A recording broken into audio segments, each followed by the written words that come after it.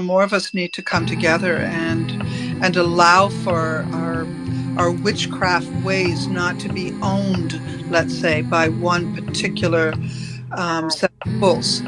Because this, a lot of us became witches because we didn't follow the rules. So then for me, it was like, how could I possibly join a coven that had so many rules?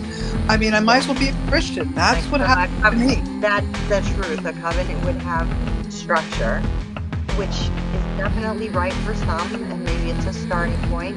I think, have you ever seen Thorn Mooney on here? Yeah. She is a high priestess of one, and they definitely have modernized it, and they're very supportive of the differences within it, and it's really refreshing to see.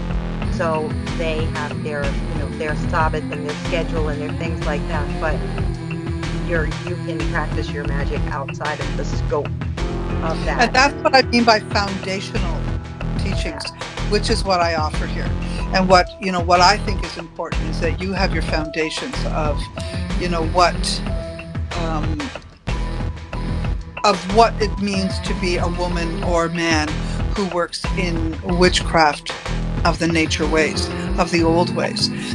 Well, look at where you're providing them, though. I mean, in the beginning, there was a comment that they didn't know it was Witches' New Year, and actually that is part of the old ways. This last few days of October is the last turn of this wheel of the year.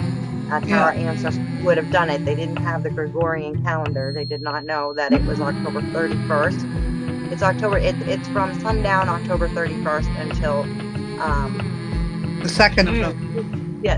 Till sun up of the 2nd of November.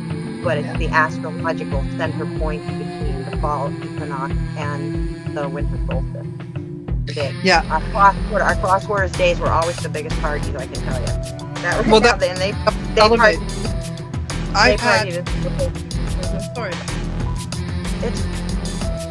I created something called Pagan Fest when I was in Ontario, and we had 40 festivals.